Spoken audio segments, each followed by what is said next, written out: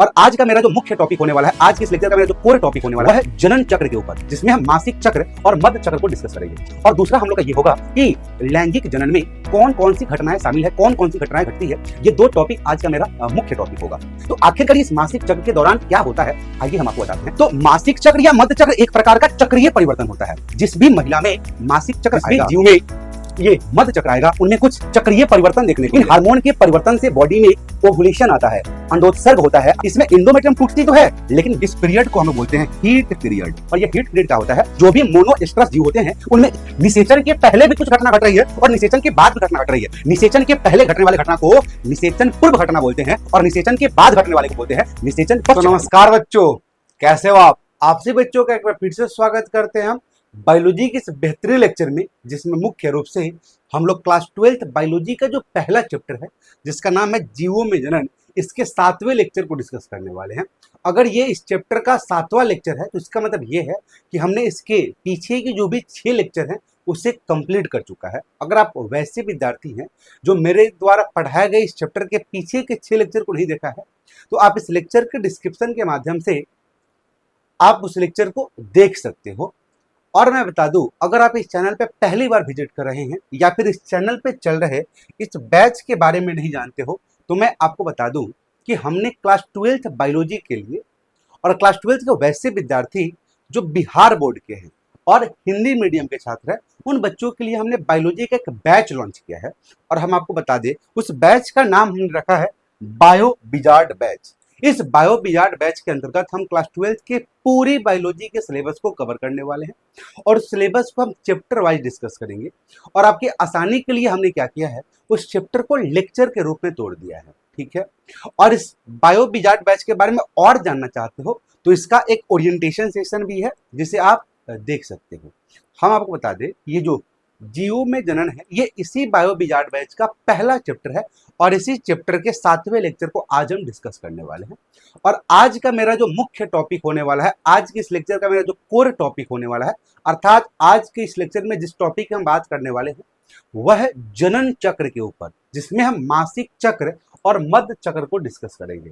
हम आपको बता दें, ये जो मासिक चक्र वाला टॉपिक है, ये आपके ह्यूमन रिप्रोडक्शन अर्थात आपका जो तीसरा चैप्टर है, नए के अकॉर्डिंग जो दूसरा चैप्टर है, नए जो बुक आपके पास होगा, तो दूसरा चैप्टर है मानव जनन, उसके अंतर्गत एक टॉपिक आएगा मासिक चक्र। तो इस टॉपिक को हम वहाँ डिटेल में जानेंगे। यहाँ क्या जानेंगे, तो यहाँ पे बेसिकली हम मासिक चक्र के बारे में थोड़ा सा जानेंगे कि आखिरकार मासिक चक्र होता क्या है, किन जंतुओं में देखने को मिलता है, और इस मासिक चक्र और मध्य चक्र के बीच हम कंपैरिजन को देखेंगे, क्योंकि आपके बोर्ड एग्जाम में इस मासिक चक्र और मध्य चक्र के ऊपर अंतर को पूछता है। तो पहला तो ये होगा, और दूसरा हम लोग का ये होगा कि लैंगिक जनन में कौन कौन सी घटनाएं शामिल है, कौन कौन सी घटनाएं घटती है। ये दो टॉपिक आज का मेरा मुख्य टॉपिक होगा। तो चलिए बिना समय गवाए आज के इस लेक्चर की शुभारंभ करते हैं। सबसे पहले हम बात करते हैं मासिक धर्म चक्र, जिसको इंग्लिश में आप मेंस्ट्रुअल साइकिल के नाम से जानते हो, और मध्य चक्र, जिसे आप ईस्ट्रस साइकिल के नाम से जानते हो। आइए ये क्या होता है इसको हम समझते हैं। ये आगे आपको बहुत बढ़िया हमने पीपीटी बना के लाया है, लेकिन इस पीपीटी पे आने से पहले हम आपको इस ब्लैंक स्लाइड पे कुछ कंसेप्ट सिखाना चाहते हैं, कुछ आपके दिमाग में सेट करना चाहते हैं। उसके बाद आप लैंग्वेज अगर लिखना होगा तो आप यहाँ से लिख सकते हो। तो आइए बिना समय गंवाए इस टॉपिक की हम शुरुआत करते हैं। ये देखो, ये बेसिकली ये दोनों जो है जनन चक्र, और जनन चक्र में ही आएगा मासिक धर्म चक्र और मध्य चक्र। देखो, अगर किसी जीव में अगर ये मासिक धर्म चक्र नहीं हुआ या फिर मध्य चक्र नहीं हुआ, तो फिर वह महिला, हाँ पहले क्यों कि ये दोनों जो चक्र होता है ये फीमेल में देखने को मिलता है, ये मादा में देखने को मिलता है, ये महिलाओं में देखने को मिलता है, ये किसी पुरुष नर या फिर मेल में देखने को नहीं मिलता है। तो अगर किसी महिला में मासिक चक्र चलना स्टार्ट हो गया तो ये इंडिकेट करता है, ये बताता है कि वह फीमेल अब प्रजनन के लिए पूर्ण रूप से तैयार है, अब वह एक संतति को जन्म देने के लिए पूर्ण रूप से तैयार है। और जैसे ही ये मासिक धर्मचक्र रुक जाए, जब आना रुक जाए, क्योंकि फीमेल में एक अवस्था होती है जब ये मासिक धर्मचक्र आना रुक जाती है, फीमेल के बॉडी से ब्लीडिंग होना रुक जाती है तो उस केस को हम लोग मेनोपॉज बोलते हैं। और उसके बाद जो फीमेल होती है वह माँ नहीं बन सकती है। अब बहुत अपने आसपास देखते होंगे कि जिस भी महिला का उम्र 45 से 50 साल 60 साल होता है वह महिला माँ नहीं बन सकती है, क्योंकि उनके बॉडी में ये मासिक धर्मचक्र जो होता है, ये मेंस्ट्रुअल साइकिल जो होता है वह रुक गया होता है। तो ये बहुत इंपॉर्टेंट है, क्योंकि मासिक चक्र के कारण ही हम यहाँ पे खड़े हैं, अब आप खड़े हो। ये मासिक चक्र नहीं होगा तो कोई भी फीमेल कैपेबल नहीं होगी बच्चे को जन्म देने का। तो आखिरकार इस मासिक चक्र के दौरान क्या होता है, आइए हम आपको बताते हैं। फिर हम बात करेंगे मध चक्र की। तो ये दोनों जो है, ये मासिक चक्र और ये जो मध चक्र है, ये दोनों एक प्रकार का जनन चक्र है। ये जो मासिक चक्र है और ये जो मध चक्र है, ये दोनों एक प्रकार का जनन चक्र है, एक प्रकार का जनन चक्र है, जिसमें बेसिकली हमें चक्रीय परिवर्तन देखने को मिलता है।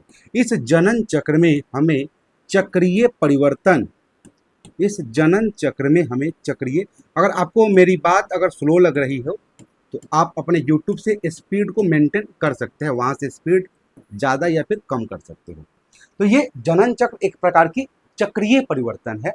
इसमें क्या होता है, इस साइकिल में क्या होगा, फीमेल का जो अंडाशय होगा, फीमेल का जो अंडाशय होता है,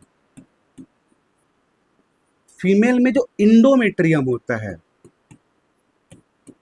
फीमेल के जो इंडोमेट्रियम होते हैं और फीमेल में कुछ हार्मोन होते हैं, इसी में मुख्य रूप से चक्रीय परिवर्तन देखने को मिलता है।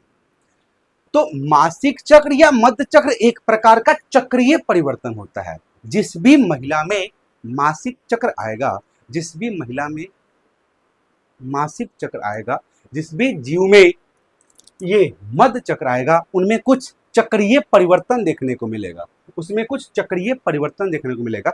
और वह परिवर्तन किस में देखने को मिलेगा, तो वह उसके अंडाशय में देखने को मिलेगा, वह उसके इंडोमेट्रियम में देखने को मिलेगा, वह उसके हार्मोन में देखने को मिलेगा। ठीक, पहली बात तो ये, या तो ये मध चक्र हो या फिर मासिक धर्म चक्र हो, दोनों में ये चक्रीय परिवर्तन देखने को मिलेंगे। इसमें भी अंडाशय में परिवर्तन, इंडोमेट्रियम परिवर्तन, हार्मोन परिवर्तन, इसमें भी अंडाशय में परिवर्तन, इंडोमेट्रियम परिवर्तन और हार्मोन परिवर्तन। सबसे इंपॉर्टेंट जो इसका कंसेप्ट है, याद रखना, ये जो मासिक धर्म चक्र है, सबसे पहली बात और सबसे इंपॉर्टेंट बात, ये प्राइमेट्स में देखने को मिलता है। ये किस में देखने को मिलता है, ये प्राइमेट्स देखने को मिलता है। प्राइमेट्स एनिमल्स का एक ऑर्डर है, क्लास 11 से एक टॉपिक है एनिमल किंगडम, वहां पे आप जान पाओगे। तो प्राइमेट जो है ये एक एनिमल का ऑर्डर होता है। तो जो भी एनिमल्स प्राइमेट्स के अंतर्गत आते हैं उनमें ये मासिक धर्मचक्र देखने को मिलता है। और इसका एग्जाम्पल लर्न करना भी इस प्राइमेट का, एग्जाम्पल में तो सबसे पहले हम ही आएंगे। ह्यूमन की बात कर लो, दूसरा बात कर लो आप चिंपैंजी की, दूसरी बात कर लो आप चिंपैंजी की। तो ह्यूमन और चिंपैंजी में, स्पेलिंग देख लेना चिंपैंजी की, ह्यूमन और चिंपैंजी में कुछ चक्रीय परिवर्तन होते हैं। और चक्रीय परिवर्तन किस में होगा, वह परिवर्तन किस में होगा, तो ह्यूमन के फीमेल, फीमेल याद रखना, ह्यूमन के अंडाशय में होगा, ह्यूमन के इंडोमेट्रियम में होगा, ह्यूमन के हार्मोन में होगा। क्या होगा, इनमें बेसिकली चक्रीय परिवर्तन होगा। इस प्राइमेट में चक्रीय परिवर्तन होगा। सबसे पहली बात तो ये ध्यान देना, अभी हम बताएंगे चक्रीय परिवर्तन में क्या क्या होगा, अभी बताएंगे हम। वही बात अगर हम करें इस मध चक्र की, तो मध चक्र देखने को मिलता है नॉन प्राइमेट्स में। मध चक्र देखने को मिलता है नॉन प्राइमेट में, नॉन प्राइमेट्स। और नॉन प्राइमेट्स का एग्जाम्पल आप लर्न कर लेना। ये नॉन प्राइमेट्स जो होता है इसका एग्जाम्पल आप लर्न कर लेना। ये गाय की बात कर रहा है, ये भैंस की बात कर रहा है,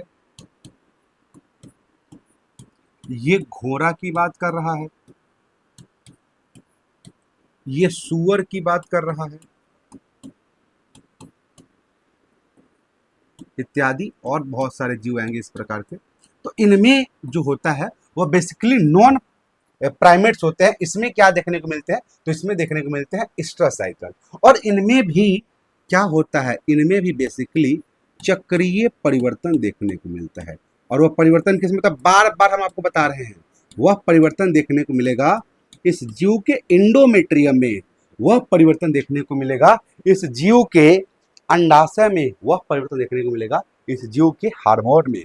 क्योंकि हम आपको बताएंगे, जब मासिक चक्र बताएंगे तो उसमें बॉडी में कुछ परिवर्तन देखने को मिलता है। बॉडी में एस्ट्रोजन प्रोजेस्टेरोन का लेवल देखने को मिलेगा, एफएसएच एलएच का लेवल देखने को मिलेगा, और इसी हार्मोन के चलते ये डिसाइड होता है कि बॉडी में आखिरकार ओवुलेशन कब होगा, अंडोत्सर्ग कब होगा। अंडोत्सर्ग जब अगर नहीं होगा तो फीमेल में गैमिट नहीं बनेंगे, फीमेल में अंडाणु नहीं बनेंगे। तो हम बताएंगे एलएच हार्मोन का जब सड़ जाता है तो फिर ओवुलेशन हो जाता है। ये बात की बात है। फिलहाल ये याद रखना कि मासिक धर्मचक्र प्राइमेट में देखने को मिलता है, और प्राइमेट में चक्रीय परिवर्तन होता है। चक्रीय परिवर्तन किसमें, सीधा बात, प्राइमेट में चक्रीय परिवर्तन उसके किसमें, अंडाशय इंडोमेट्रियम हार्मोन में चक्रीय परिवर्तन देखने को मिलता है, और इसी को हम लोग मासिक धर्म चक्र बोलते हैं।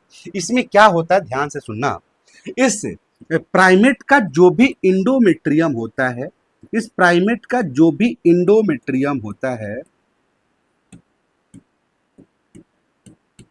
ये जो भी इंडोमेट्रियम होता है ये टूट जाते हैं। और किस केस में टूटेंगे पहले ये सुन लेना। ये प्राइमेट होगा, इसमें ये जब चक्रीय परिवर्तन होगा तो इस प्राइमेट में ओवम रिलीज होगा। ओवम कहने का मतलब है मादा युग्मक रिलीज होगा। क्या रिलीज होगा, मादा युग्मक रिलीज होगा। और मादा युग्मक कब रिलीज होते हैं, तो ये साइकिल जनरली 28 दिनों का होता है, तो उसके मिड में 14वें दिन अंडाणु रिलीज होगा, 14वें दिन ओवम रिलीज होगा, 14वें दिन मादा युग्मक रिलीज होगा। और अगर इस युग्मक का संलयन नहीं हुआ, अर्थात ये युग्मक किसी नर युग्मक के साथ नहीं मिला, तो फिर ये क्या हो जाते हैं, ये अंडाणु इस शुक्राणु के वियोग में तड़प तड़प के मर जाते हैं। क्या हो जाते हैं, मर जाते हैं। और क्या होता है, धीरे धीरे ये इंडोमेट्रियम टूट जाता है।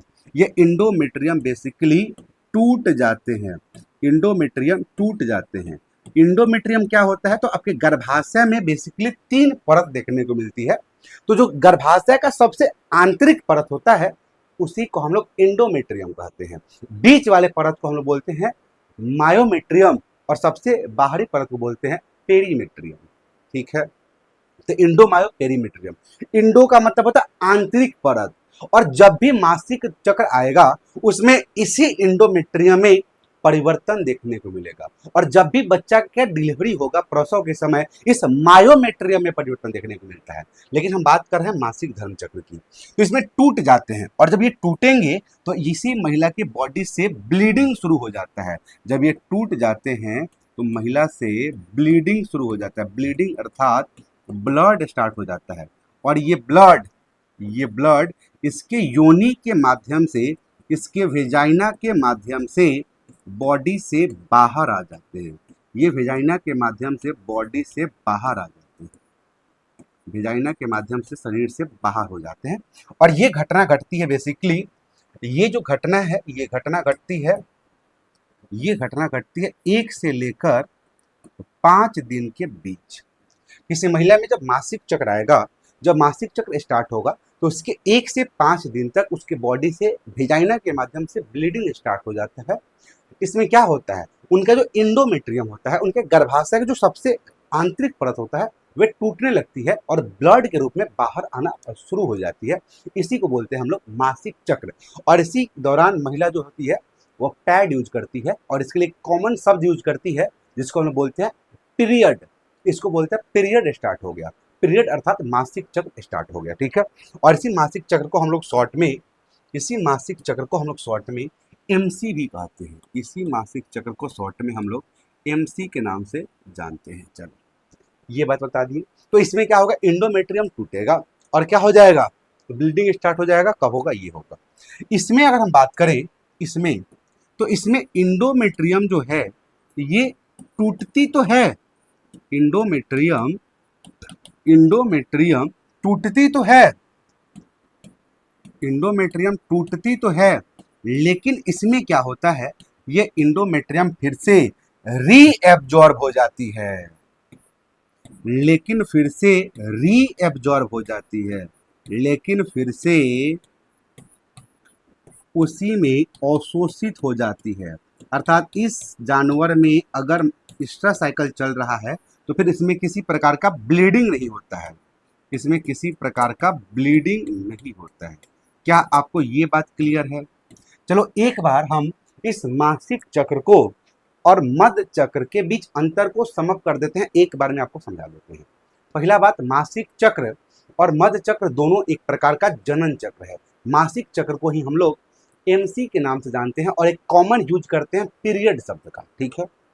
अब इस मासिक चक्र और मध्य चक्र में कुछ चक्रीय परिवर्तन देखने को मिलता है और वह परिवर्तन फीमेल के या तो अंडाशय में होगा, या तो क्या अंडाशय में होगा, फीमेल के इंडोमेट्रियम में होगा और फीमेल के हार्मोन में परिवर्तन होगा। इन हार्मोन के परिवर्तन से बॉडी में ओवुलेशन आता है, अंडोत्सर्ग होता है, अर्थात मादा युग्मक बनते हैं, ओवम का निर्माण होता है और ओवम रिलीज होगा तभी तो ये मदर बनने के कैपेबल होगी।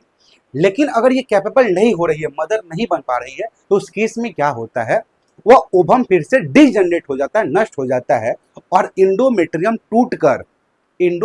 टूटकर ब्लड के रूप में बाहर आ जाती है। ये होता है मासिक चक्र में। मध्य चक्र में क्या होता है, इसमें इंडोमेट्रियम टूटती तो है लेकिन ब्लीडिंग के रूप में बाहर नहीं आती है, वह फिर से अवशोषित हो जाती है। और सबसे इंपॉर्टेंट जो डिफरेंस है, ये जो मासिक चक्र है ये बेसिकली प्राइमेट्स में देखने को मिलता है, ह्यूमन में देखने को मिलता है, चिंपैंजी में देखने को मिलता है, और वही मध्य चक्र बेसिकली गाय भैंस अर्थात नॉन प्राइमेट्स में देखने को मिलता है। अगर इतना बात क्लियर है, देखो हम बहुत समय लेकर इस बात को बताएं, तो ऐसा नहीं है कि हम समय ले रहे हैं, इसको एक बार में बता सकते हैं, लेकिन अगर हम ऑफलाइन की तरह बार बार शब्द का उपयोग कर रहे हैं तो इसका मतलब यह है कि उस शब्द के आपके कान में सेट करना चाहते हैं, आपके दिमाग में सेट करना चाहते हैं। तो आप ये नहीं सोचना कि ये कितनी बार बोल रहे हैं, मैं जितनी बार प्रोनाउंसिएशन करूंगा आपका दिमाग उतनी बार सोचेगा। तो आओ, ये जो भी बात बोला इसको आप स्क्रीनशॉट लेके नोट करोगे। और लैंग्वेज की बात करें तो यहाँ पे लैंग्वेज आपके लिए लिखा गया है कि हाँ, मासिक चक्र का ही नाम होता है ऋतुस्राव चक्र, इसी को हम बोलते हैं रजोधर्म भी बोल देते हैं। तो ये मासिक चक्र और मध्य चक्र में अंतर को देख लो, ये एग्जाम में क्वेश्चन पूछता है और ये आप डायरेक्ट इसी को छाप सकते हो। अगर क्वेश्चन पूछा अंतर लिखने को तो इसी को छाप सकते हो। पहला अंतर क्या होगा मासिक चक्र का, तो सबसे पहला अंतर है प्राइमेट जो भी मैमल्स होंगे उसके अंडाशय, उसके हार्मोन और इंडोमेट्रियम में होने वाले चक्रीय परिवर्तन को ऋतुस्राव चक्र कहते हैं। कितनी प्यारी बात है। पहले तो बताए हैं कि जो भी प्राइमेट होगा उनके अंडाशय, इंडोमेट्रियम और हार्मोन में होने वाले चक्रीय परिवर्तन को ऋतुस्राव चक्र कहते हैं, और वही नॉन प्राइमेट के इंडोमेट्रियम, हार्मोन और अंडाशय में होने वाले परिवर्तन को हम लोग स्ट्रस साइकिल कहते हैं। तो प्राइमेट में ये हो जाएगा और नॉन प्राइमेट और ये एक नंबर होगा, और नॉन प्राइमेट स्तनधारियों के अंडाशय, हार्मोन और इंडोमेट्रियम में होने वाले चक्रीय परिवर्तन को हम लोग क्या कहते हैं, हम लोग बोलते हैं मध्य चक्र। ये कंफ्यूजन क्लियर है। दूसरा और डिफरेंस को देख लेते हैं। इसमें क्या होता है, किसमें, ऋतुस्राव चक्र में, इसमें इंडोमेट्रियम जो परत होती है वह टूटती है और रक्त के रूप में शरीर से बाहर निकलती है। हाँ, इंडोमेट्रियम टूटेगी और ब्लीडिंग स्टार्ट होगा। जबकि इसमें बात किया जाए तो इसमें इंडोमेट्रियम की जो गर्भाशय की इंडोमेट्रियम होती है वह टूटती तो है लेकिन फिर से ये देखो ऑब्जर्व हो जाएगी, फिर से अवशोषित हो जाती है। ये बहुत इंपॉर्टेंट वाला बात है। ये किस में देखने को मिलता है, तो ये देखने को मिलता है ह्यूमन में, ये देखने को मिलता है लंगूर ऐप में, ये देखने को मिलता है चिंपैंजी में। कौन, ऋतुस्राव चक्र। वही बात करें मध्य चक्र की, ये गाय में, ये भैंस में, ये कुत्ता में। एक और अंतर बताते हैं इस ऋतुस्राव चक्र और इस मध्य चक्र में, एक और अंतर बता देते हैं। आओ इसको थोड़ा सा हम छोटा करने की कोशिश करेंगे। चलो आओ, एक और अंतर हम बता देते हैं आपको इस मध्य चक्र और मासिक चक्र में। मध्य चक्र में क्या होता है, जब भी अंडोत्सर्ग होगा, इस मध्य चक्र में, तीसरा देख लो, इस मध्य चक्र में जब भी अंडोत्सर्ग होगा, अंडोत्सर्ग कहने का मतलब है जब भी मादा युग्मक बाहर निकलेगा उस समय इस जीव का जो बॉडी टेम्परेचर होता है, इस जीव का जो बॉडी टेम्परेचर होता है, बॉडी टेम्परेचर मतलब शरीर का जो तापमान होता है वह काफी बढ़ जाता है, वह काफी बढ़ जाता है। और इस पीरियड को हम लोग बोलते हैं, इस पीरियड को हम लोग बोलते हैं हीट पीरियड। इसको हम लोग बोलते हैं हीट पीरियड, हीट पीरियड। और हीट पीरियड किस में आएगा? हीट पीरियड आएगा गाय में, भैंस में, घोड़ा में, सुअर में एक पीरियड देखने को मिलता है जिसको हम बोलते हैं हीट पीरियड। और ये हीट पीरियड क्या होता है? जब भी किसी जीव में हीट पीरियड आएगा, इसका मतलब ये है कि उसमें अंडोत्सर्ग हुआ है, ओव्यूलेशन होने वाला है या हुआ है, और उस समय उसकी बॉडी टेम्परेचर जो होगी वह काफी बढ़ जाती है। वही बात करें हम मासिक चक्र में, तो मासिक चक्र में ऐसा कुछ देखने को नहीं मिलता है। अर्थात इसमें जब अंडोत्सर्ग होगा, और अंडोत्सर्ग कब होता है हम बताएंगे आपको, अभी याद रख लो। ऐसे 28 दिन का साइकिल हुआ तो उसके मिड में 14वें दिन होता है। जब भी अंडोत्सर्ग हुआ तो उस समय इसमें बॉडी टेम्परेचर जो होता है, ये जो बॉडी टेम्परेचर होता है ये बेसिकली कांस्टेंट रहता है। ये बॉडी टेम्परेचर बेसिकली कांस्टेंट मतलब इसमें बढ़ता घटता नहीं है, ठीक है। और इसमें किसी भी प्रकार का, इसमें किसी भी प्रकार का हीट पीरियड, इसमें किसी भी प्रकार का हीट पीरियड, इसमें किसी भी प्रकार का हीट पीरियड नहीं आता है, इसमें किसी प्रकार का हीट पीरियड नहीं आता है। तो क्या आपको हीट पीरियड भी मालूम चल गया? हीट पीरियड में ही, हीट पीरियड में ही कोई ऑर्गेनिज्म, कोई जीव, कोई फीमेल मेटिंग के लिए अलाउ करती है। अगर इस जीव में हीट पीरियड है तभी ये मेटिंग के लिए अलाउ करेगी, तभी ये लैंगिक जनन के लिए ये अलाउ करती है। आओ थोड़ा सा बात हम इस मध्य चक्र के ऊपर भी कर लेते हैं, इस स्ट्रेस साइकिल के ऊपर भी कर लेते हैं। कुछ जीव ऐसे होता है जिनमें ये परिवर्तन हर महीने देखने को मिलता है, कुछ जीव ऐसे होते हैं जिसमें ये परिवर्तन साल में एक बार देखने को मिलता है, और कुछ जीव ऐसे होते हैं जिसमें ये परिवर्तन सीजन पे निर्भर करता है, मौसम पे निर्भर करता है कि उसमें ये परिवर्तन होंगे या नहीं होंगे, ठीक है। आओ तो थोड़ा देर हम बात कर लेते हैं स्ट्रेस साइकिल पे, और इस परिवर्तन में हम लोग बात कर लेते हैं कि अगर वह परिवर्तन या फिर वह चक्र साल में एक बार आ रहा है तो उसको बोलते हैं मोनोस्ट्रेस। अगर वह साल में हर महीने आ रहा है, बार बार आ रहा है, तो यूज करते हैं पॉलीस्ट्रेस। और अगर वह किसी सीजन में आ रहा है, किसी स्पेसिफिक मौसम में आ रहा है, तो हम लोग यूज करते हैं सीजनल पॉलीस्टर, ठीक है। अब ये मोनोस्टर का मतलब क्या होगा? मोनो एक शब्द आया यहाँ पे, मोनो, मोनो का मतलब होता है एक, मोनो मतलब एक, और स्ट्रेस का मतलब होता है स्ट्रेस साइकिल की बात हो रहा है। अर्थात जिस भी जीव, जो जीव मोनो स्ट्रेस के अंतर्गत आएंगे उनमें केवल एक बार ही चांस होगा मेटिंग के लिए, और इस जीव में एक बार चांस होता है, केवल एक चांस होता है मेटिंग के लिए। फीमेल की जो बॉडी है वह नर को एक चांस देगी। अगर मान लें ये 12 महीना का साइकिल है, 1 2 3 4 5 6 7 8 9 10 11 12, ये अगर 12 महीना का साइकिल है तो इस 12 महीना में एक ऐसा मंथ आएगा जिसमें ये फीमेल अलाउ करेगी मेल को मेटिंग के लिए। अगर उस दौरान, अब एक महीने में अलाउ क्यों करेगी? क्या उसको अपना मन है? नहीं, उसके बॉडी में एक ही बार इसी मंथ में, स्पेसिफिक मंथ में स्ट्रेस साइकिल आ रहा है, इसी मंथ में बेसिकली हीट पीरियड आ रहा है, इसी मंथ में बेसिकली ओवुलेशन हो रहा है। और जब ओवुलेशन होगा तभी तो गैमीट बनेगा, और जब ओवुलेशन होगा तभी तो गैमीट बनेगा, और गैमीट जब बनेगा तभी तो निषेचन होंगे, संलयन होंगे, और तभी तो नए जीव का निर्माण होगा। तो जो भी मोनो स्ट्रेस जीव होते हैं उनमें स्ट्रेस साइकिल एक बार देखने को मिलता है पूरे साल में, अर्थात वह फीमेल मेल को एक बार ही अलाउ करती है बच्चा पैदा करने के लिए। वही बात करें अगर हम सीजनल पॉलिस्टर की, तो मान ले ये एक चक्र है, पूरे साल को बना दिए, इसमें अलग अलग प्रकार के मौसम आते हैं।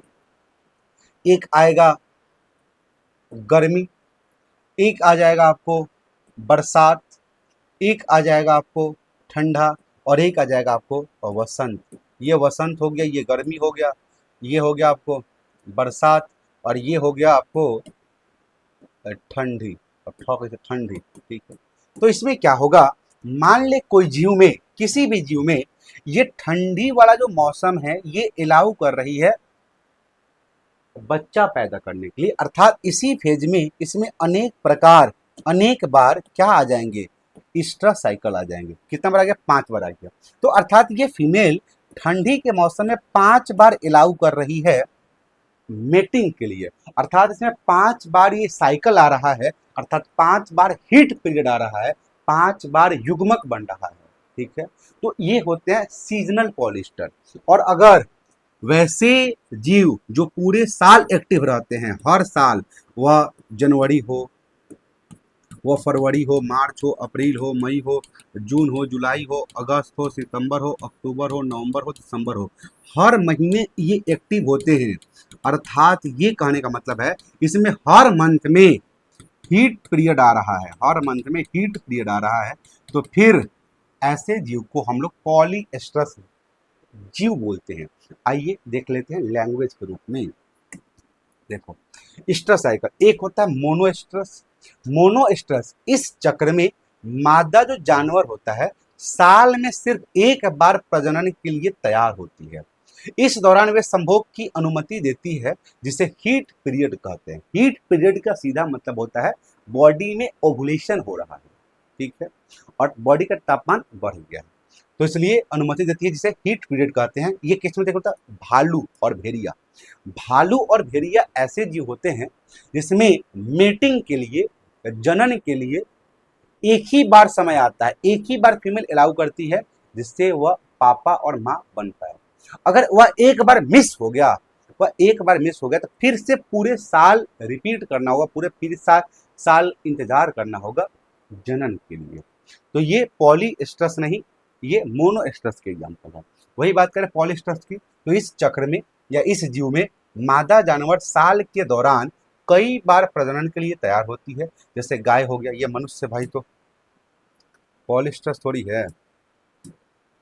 जैसे गाय हो गया, भैंस हो गया, ये सब क्या हो गया, पॉलीएस्ट्रस। यही बात करें अगर हम सीजनल की, तो इसमें साल के किसी खास मौसम में ही स्ट्रेस साइकिल आता है, जैसे भेड़, घोड़े, ये हो गए स्ट्रेस साइकिल। क्या आपको ये बात क्लियर है? तो इसका आप क्या कर सकते हो, स्क्रीनशॉट लेके नोट कर सकते हो। अब हम आगे बढ़ते हैं लैंगिक जनन में घटने वाली घटनाओं के ऊपर।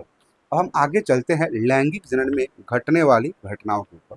आप इसका स्क्रीनशॉट लोगे, तब तक हम थोड़ा पानी पी लेते हैं।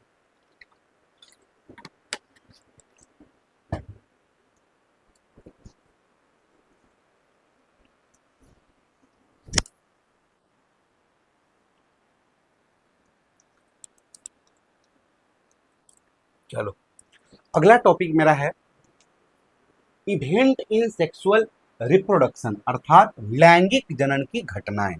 आओ इसको हम एक नए स्लाइड लेते हैं और यहाँ पे देखते हैं कि आखिरकार क्या कहा जा रहा है। टॉपिक है लैंगिक जनन की घटनाएं। लैंगिक जनन की घटनाएं, ध्यान देना क्या कहने वाले हैं।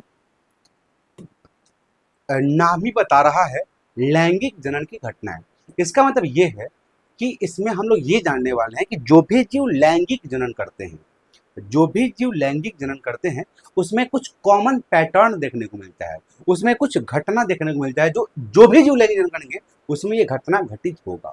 आओ हम थोड़ा दिमाग के धागा को खोलते हैं और ये अप्रोच लगाते हैं कि आखिरकार ऐसी कौन कौन सी घटना है जो जीवों में लैंगिक जनन के दौरान घटित होती है। ठीक है, देखो, अगर आप आराम से देखोगे तो यहाँ पे एक शब्द आपको दिखाई दे रहा है, जनन। एक शब्द दिखाई दे रहा है, जनन। जनन का मतलब, सीधा मतलब होता है अपने जैसे संतति को जन्म देना ही जनन कहलाता है। अपने जैसे कहने का मतलब क्या है, आदमी आदमी को जन्म देगा, हाथी हाथी को जन्म देगा, घोड़ा घोड़ा को जन्म देगा, भैंस भैंस को जन्म देगा। तो अपने जैसे कहने का मतलब ये है, तो अपने जैसे बच्चे को जन्म देना, संतति को जन्म देना बेसिकली जनन कहलाती है। और अगर इसी जन्म के साथ लैंगिक लग गया तो इसका मतलब ये होगा, ये जो जनन होगा, ये जो जन्म देगा, इसमें विशेष करके युग्मक आपस में मिलेंगे और युग्मक के संलयन से, युग्मक के मिलने से, युग्मक के संलयन से, युग्मक के मिलने से एक जीव का निर्माण होगा। आओ हम क्या कहना चाहते हैं आओ बता रहे हैं, पहले सोचना ध्यान से। एक नर हो गया और एक हो गया मादा। एक हो गया आपके पास, ये देखो नर, ये हो गया आपके पास नर, और इसी को हम कॉपी बना के इसी को बना देते हैं हम मादा। इसका हम कलर कर देते हैं, इसका कलर कर देते हैं हम पिंक, ठीक। इसका थोड़ा बना देते हैं बाल। तो अगर ये मादा है तो आपको मालूम है कि इस मादा में युग्मक बनेंगे और इस युग्मक को हम बोलते हैं ओभम। ओभम अर्थात अंडाणु। इसमें क्या बनेगा, इसमें बनेगा स्पर्म। स्पर्म अर्थात शुक्राणु, ठीक। अब ध्यान देने वाली बात यह है कि ये स्पर्म और ये ओभम जब आपस में मिलते हैं तभी एक नए संतति का निर्माण होता है, और इसी प्रक्रिया को बेसिकली हम लोग लैंगिक जनन कहते हैं। और इस लैंगिक जनन में इस स्पर्म और ओभम का संलयन होगा। एक खास बात बताते हैं, इस स्पर्म के मिलने को, इस शुक्राणु और अंडाणु के संयोग को, इस अंडाणु और शुक्राणु के संलयन के लिए एक शब्द का उपयोग करते हैं, वह निषेचन। वह निषेचन, निषेचन को इंग्लिश में बोलते हैं फर्टिलाइजेशन। निषेचन को हम बोलते हैं फर्टिलाइजेशन। ध्यान से सुनना, फर्टिलाइजेशन शब्द का उपयोग हम लोग करते हैं जब नर युग्मक मादा युग्मक के साथ संलयन करता है। जब ये दोनों आपस में मिल जाए तो इसी घटना को बेसिकली हम लोग निषेचन बोलते हैं। तो लैंगिक जनन की सबसे महत्वपूर्ण घटना देखा जाए तो ये निषेचन ही है, और इसी के आधार पे हम लोग जनन को दो आधार पे बांटे थे, सॉरी दो भाग में बांटे थे। एक था लैंगिक और एक था अलैंगिक, इसी के आधार पे। तो अगर निषेचन का मतलब बताया, समझ में आया आपको कि नर युग्मक और मादा युग्मक मिलेंगे।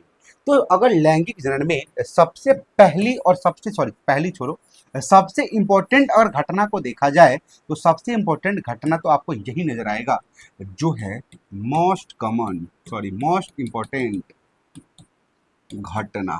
तो लैंगिक जनन में सबसे इंपॉर्टेंट जो घटना होगा वह निषेचन होगा।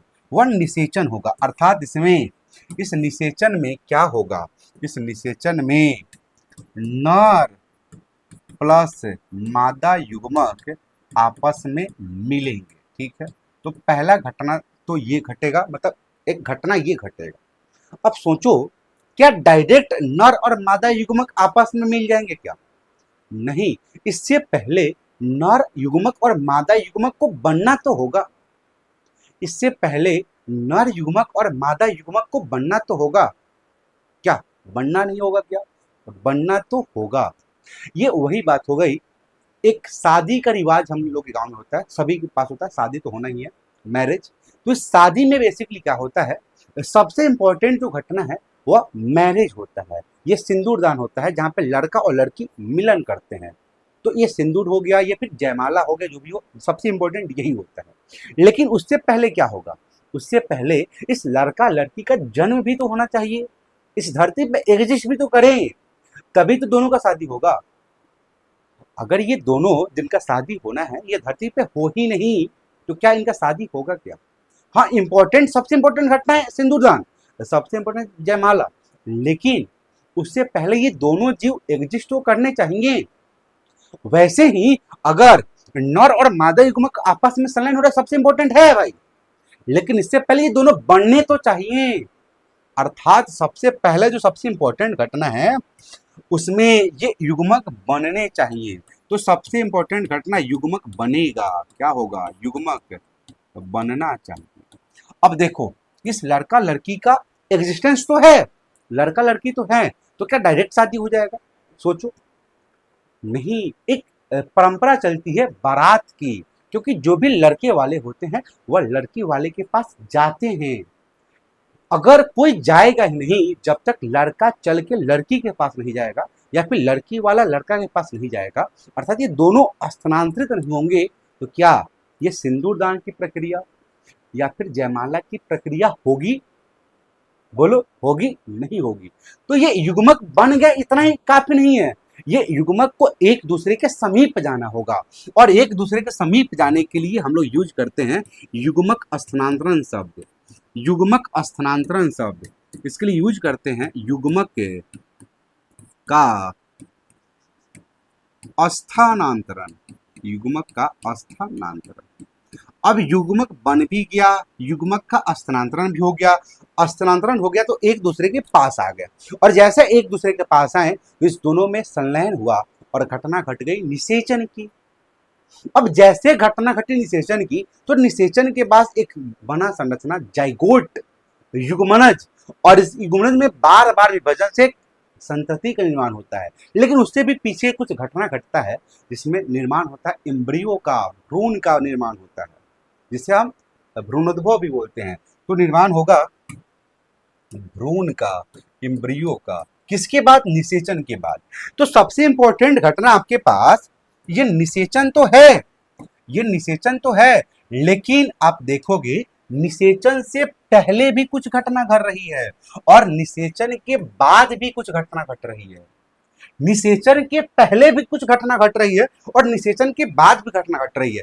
निषेचन के पहले घटने वाले घटना को निषेचन पूर्व घटना बोलते हैं, और निषेचन के बाद घटने वाले को बोलते हैं निषेचन पश्च घटना। निषेचन से पहले जो घटना घट रही है, जिसमें बेसिकली क्या हो रहा है, युग्मक बन रहा है, लड़का लड़की का एग्जिस्टेंस देख रहे हैं।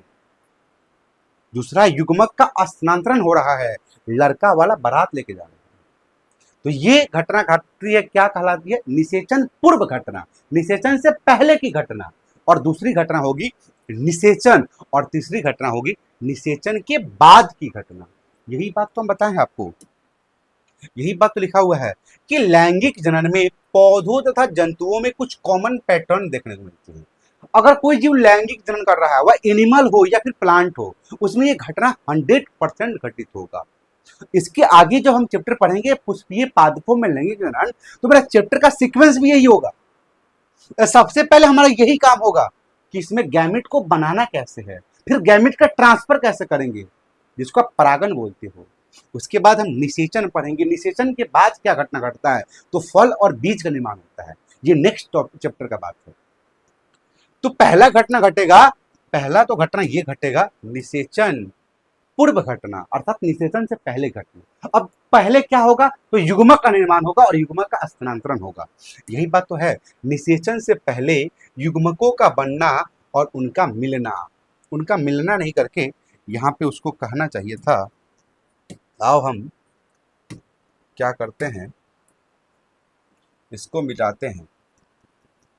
मिट जा मिट जा मिट जा भाई।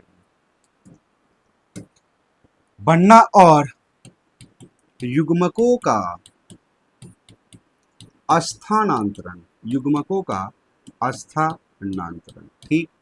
दूसरी का बात यह, निषेचन होगा, निषेचन में क्या होगा, तो नर और मादा युग्मकों का संलयन होगा, और नर और मादा युग्मकों के संलयन के लिए ही हम लोग यूज करते हैं निषेचन शब्द का। और जब संलयन होगा तो एक विशेष संरचना का निर्माण होता है, जिसे हम लोग युग्मनज नाम देते हैं, जाइगोट देते हैं। और एक बात बताओ, जाइगोट अगुणित होगा कि द्विगुणित होगा? सोचो सोचो सोचो। हम बताए थे कि जब युग्मकों का संलयन हो तो क्या होगा, द्विगुणित संरचना का निर्माण होगा, तो जाइगोट हमारा द्विगुणित होगा। ठीक है। और सबसे लास्ट में घटेगी निषेचन के बाद युग्मनज का भ्रूण में विकसित होना और नए जीव का बनना। ये कब घटना होगा, ये निषेचन के बाद होगा। क्या ये निषेचन में घटने वाली घटना आपको क्लियर है कि क्या क्या घटना घटेगा? क्या आपका दिमाग का धागा खुला और क्या आप सोच पाए, अपने स्तर पे सोच पाए कि अच्छा ये सही में ये होना चाहिए और ये हो रहा है? तो आओ सबसे पहले हम लोग यही टॉपिक 3 मेरा बचा हुआ है, निषेचन पूर्व घटना, निषेचन और निषेचन पश्च घटना। आज हम लोग निषेचन पूर्व घटना पढ़ लेते हैं। कल हम लोग पौधों में लैंगिकता अर्थात जीवों में लैंगिकता पढ़ लेंगे, और नेक्स्ट डे इसको कंप्लीट कर लेंगे और चैप्टर मेरा हो जाएगा समाप्त। ठीक है। आइए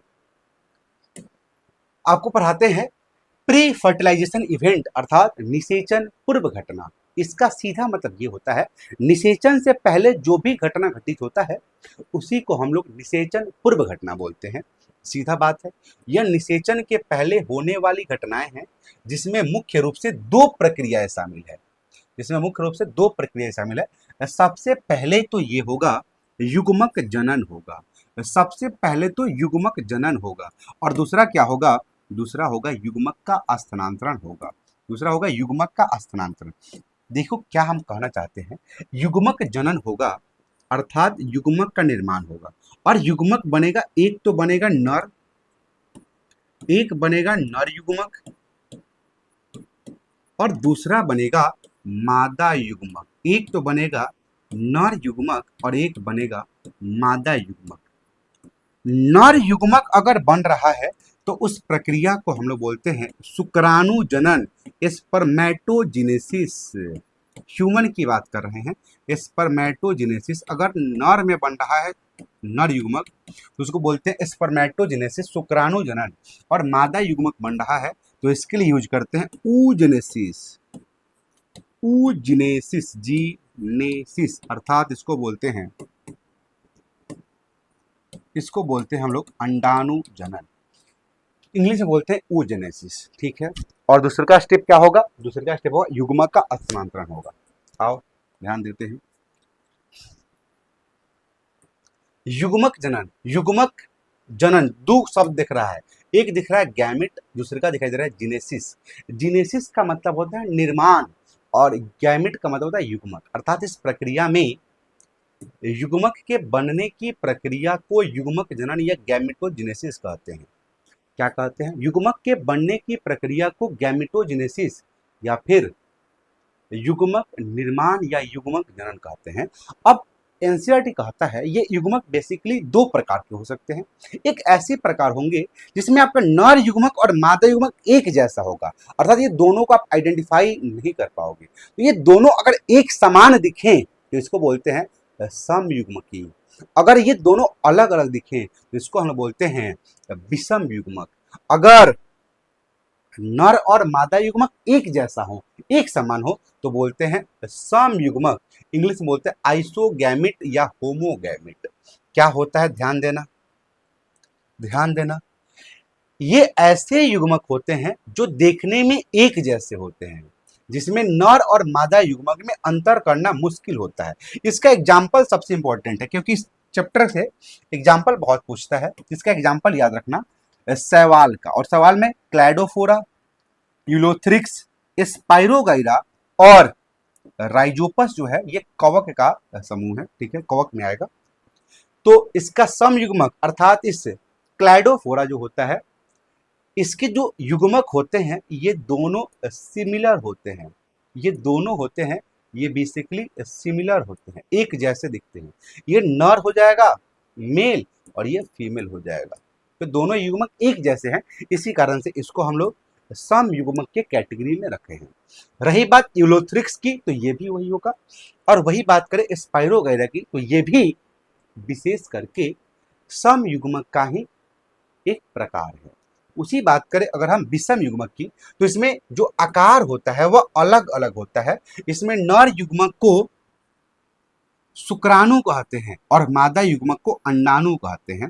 एग्जाम्पल ले ले शैवाल, फ्यूकस, वॉलफॉक्स, कारा, और एक सबसे इंपॉर्टेंट तो हम ही लोग हैं, क्योंकि हमारा जो शुक्राणु है और फीमेल का जो अंडाणु है वह दोनों अलग अलग आकार का होता है, दोनों अलग अलग शेप का होता है। तो अर्थात ये दोनों विषम युग्मक का प्रकार है, विषम युग्मक के कैटेगरी में आता है, जिसको हम लोग हेट्रोगैमिट्स या एनाइसोगैमिट्स के नाम जानते हैं। तो आप इसका स्क्रीनशॉट ले सकते हो। इसमें एग्जाम्पल बहुत लर्न कर लेना, एग्जाम्पल बहुत इंपॉर्टेंट है। हाँ, एक नोट की बात आपको बताते हैं, इसको याद हमेशा रखना, ये हमेशा याद रख लेना। अच्छा, उसको से पहले यहाँ पे कुछ बात लिखा हुआ है कि आखिरकार ये युग्मक बनते कैसे हैं। अगर हम बताएं आपको तो ये टॉपिक हमने आपको जो पहला लेक्चर था मेरा जिसमें हम लोग कुछ बेसिक बात बताए थे वहीं पे ये जिक्र कर लिए थे। वहां पे हम आपको बताए थे कि अगर आपको अगुणित से अगुणित बनाना है तो देखो गुणसूत्र का नंबर समान है तो फिर क्या करना होगा। जब गुणसूत्र का नंबर समान हो तो आपको विभाजन जो करना होगा वह समसूत्री विभाजन करना होगा। अगर आपको अगुणित से द्विगुणित बनाना है तो युग्मकों का संलयन करना होगा। वही आपको द्विगुणित से अगुणित बनाना है तो फिर आपको अर्धसूत्री विभाजन करना होगा। तो क्वेश्चन है एक, युग्मक कैसे बनते हैं, युग्मक कैसे बनते हैं। ध्यान देने वाली बात है, कि युग्मक बनने की प्रक्रिया युग्मक जनन कहलाती है। और सबसे इंपॉर्टेंट बात बताते हैं आपको, युग्मक हमेशा हमेशा हमेशा हमेशा अगुणित होंगे। याद रखना, युग्मक हमेशा हमेशा हमेशा हमेशा अगुणित होंगे। युग्मक हमेशा क्या होते हैं? अगुणित होते हैं। अगर किसी भी जीव में युग्मक नाम आ गया तो वह युग्मक अगुणित हो गया। अब जीव वैरी कर सकता है, जीव में स्टेज वैरी कर सकता है कि वो गैमेटोफाइट अवस्था में है कि स्पोरोफाइट अवस्था में है। लेकिन उसका जो युग्मक होगा वो हमेशा अगुणित होगा, उसमें क्रोमोसोम का केवल एक ही सेट जाएगा। ये बहुत इंपॉर्टेंट बात है। देखो केस एक क्या है कि अगर युग्मक अगुणित होता है, अगर युग्मक अगुणित होता है, हैप्लॉइड होते हैं और उनका निर्माण जनक के शरीर की प्रकृति पर निर्भर करता है। युग्मक जो होगा, जनक के शरीर की प्रकृति कहने का मतलब है कि जनक का जो शरीर है वह अगुणित है कि द्विगुणित है। अगर जनक का शरीर अगुणित हुआ, अगर जनक का ये शरीर है ये अगुणित है और इसे गैमेट भी बनेंगे जो अगुणित है, तो ये जनक से अगुणित, ये भी अगुणित, क्या गुणसूत्र का नंबर समान नहीं है क्या? तो इस प्रकार के लिए कौन विभाजन करेंगे? तो इस प्रकार के लिए हम लोग विभाजन करते हैं समसूत्र विभाजन। देखो क्या बोला, पहला केस कि जनक के शरीर की प्रकृति करती है। पहला केस ये है कि जब जनक का शरीर अगुणित हो और युग्मकों का निर्माण समसूत्री विभाजन के द्वारा होगा। याद रखना, युग्मक अगर अगुणित होता है, शरीर भी अगुणित, तो विभाजन कैसा होगा? अगुणित। किसमें देखने को मिलता है? शैवाल, कवक और ब्रायोफाइट में। वही बात करें, जब जनक का शरीर द्विगुणित हो तो युग्मकों का निर्माण अर्धसूत्री विभाजन के द्वारा होगा। एग्जाम्पल लर्न करना, टेरिडोफाइट, जिम्नोस्पर्म, एंजियोस्पर्म, मनुष्य, अधिकांश जानवर में यही देखने को मिलता है, क्योंकि उसके जो जीव होते हैं, जो पेरेंट होता है वह द्विगुणित होता है, जबकि उसका जो गैमेट होते हैं वे हमेशा अगुणित होते हैं। जैसे हमारी बात करें तो हमें गुणसूत्र का दो सेट है, एक पापा की तरफ से और एक मम्मी की तरफ से आया, तो हम क्या हैं? हम द्विगुणित जीव हैं। अर्थात हमें युग्मक जो बनेगा वह अर्धसूत्री विभाजन के द्वारा बनेगा। ये क्लियर है? इसका आप स्क्रीनशॉट लेके नोट कर सकते हो। चलो एक और टॉपिक आता है मियोसाइट के बारे में, हम जान लेते हैं कि मियोसाइट क्या होता है। देखो सीधा बात है, क्या होता है सीधा जान ले। मियोसाइट जो होती है ना, वह एक प्रकार की कोशिका होती है। मियोसाइट जो है वह एक प्रकार की कोशिका है और वह ऐसी कोशिका है जो द्विगुणित होगी, ट्वेन होगी। तो मियोसाइट्स एक प्रकार की कोशिका होती है जो द्विगुणित होती है। अर्थात द्विगुणित कोशिका के लिए हम मियोसाइट का उपयोग करते हैं। अगर हम अपने बॉडी से एक कोशिका को निकाल लें, तो ये जो कोशिका आपको दिखाई दे रही है विशेष करके ये मियोसाइट है, क्योंकि ये कोशिका द्विगुणित है। तो हमारा बॉडी का प्रत्येक कोशिका क्या है? मियोसाइट है, सिवाय शुक्राणु को छोड़कर। तो ये क्या है? इसको उठाएं तो ये क्या है? मियोसाइट है। मियोसाइट अर्थात इसमें गुणसूत्र की संख्या 2n होगी और हम की बात करें, हमारी बात करें तो 46 होगी। अगर इससे गैमेट बनाना है तो इसमें n होगा, तो करना होगा हमको मियोसिस, मियोसिस करना होगा। कुछ टेबल आपको दिया गया है, इस टेबल के डाटा को आप याद रखना, ठीक है? आओ देखो मियोसाइट क्या है। मियोसाइट एक द्विगुणित कोशिका है जिसमें अर्धसूत्री विभाजन होता है, जिससे अगुणित युग्मक बनते हैं। अब मानव की बात करें तो मानव में अगर मानव का जो मियोसाइट्स होगा, तो मानव के मियोसाइट्स में जो गुणसूत्र की संख्या होंगे 46।